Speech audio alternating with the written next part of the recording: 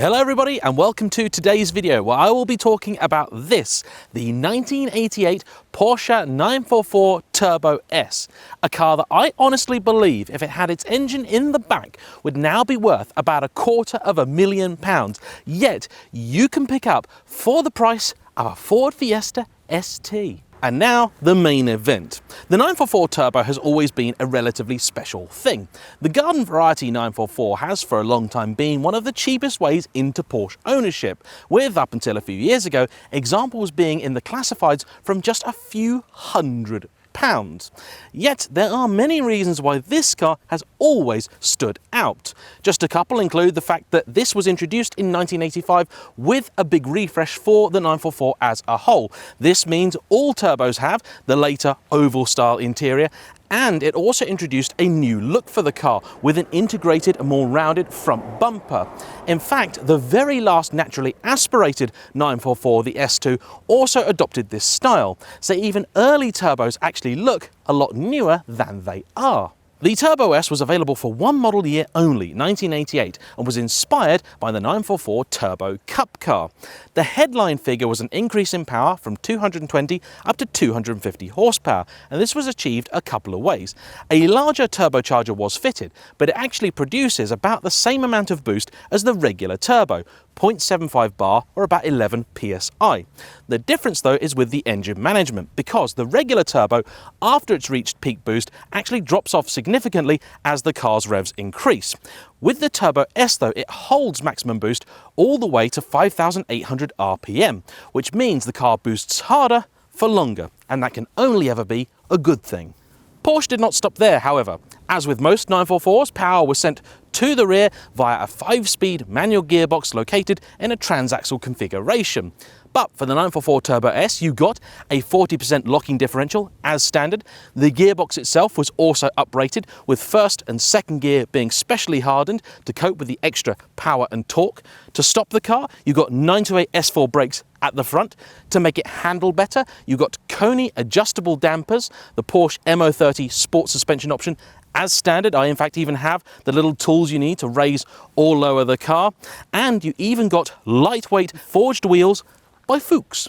Porsche also installed extra bracing at the front. The sunroof was deleted as standard. Thicker anti-roll bars were used front and rear, so the specification of this car was extremely high.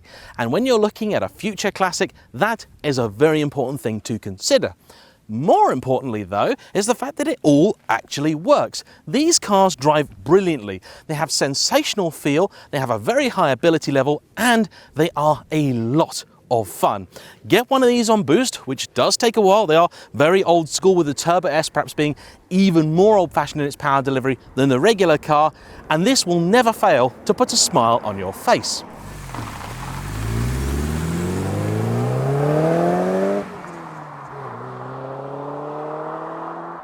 They're also quite distinctive cars. Originally, the Turbo S was available in only one configuration, a silver rose exterior paint colour, from which the model gets its nickname, paired with a fairly shocking burgundy plaid interior that, even for customers of the 1980s, turned out to be a bit much. So very soon on, Porsche allowed customers to choose whatever they wanted. So this car has a black leather inside.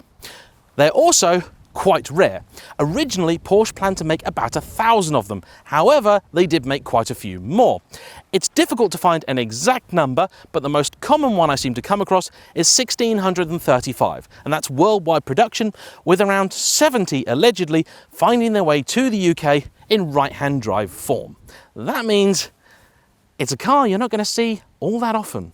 Now, Rarity is certainly good in terms of desirability, but it can be a double-edged sword. It's no good having a car that nobody else does if you can't find parts for it.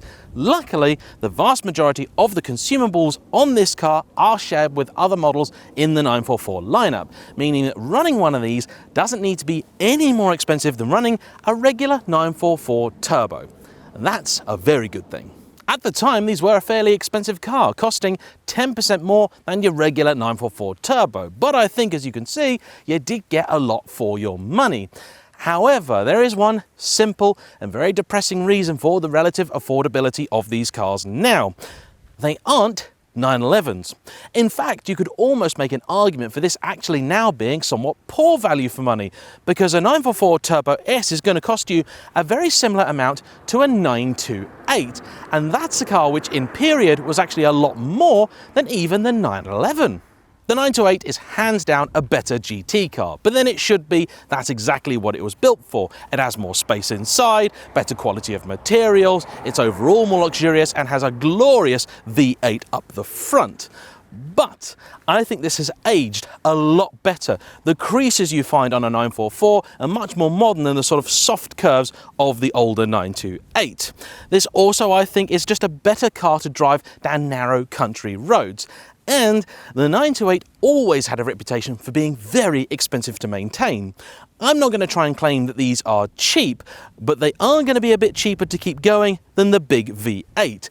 Everything you can think of on that car is just going to be that little bit more expensive than this, if for labour costs rather than just parts. The 944 in general is a model that I've always admired, but I think the Turbo S really is the pick of the bunch for a few simple reasons. The rarity, the extra equipment that I've already mentioned, plus the fact that because this was always a special car, it's that much more likely to have been properly cared for from day one. These are something of a Goldilocks car. They are small enough that you can use and enjoy on a country road, but they're big enough that they've got space in, they're practical, you can enjoy them. They're quick enough that you can have real serious fun in them. For a long time, these were a very popular track day car, but they're not so quick that they're unenjoyable on your average road. And although prices may now be higher than they have been for a long time, that also means the examples out there should be better than they have been for quite a long time. So if you're looking for something that is both special and usable, I think you could do an awful lot worse than a 944 Turbo S. I've certainly been enjoying my time in this one. Thanks to you for watching. Thank you again to Free Trade for sponsoring today's video. Please like, comment down below, subscribe if you haven't already, and I shall see you for the next one. Bye-bye.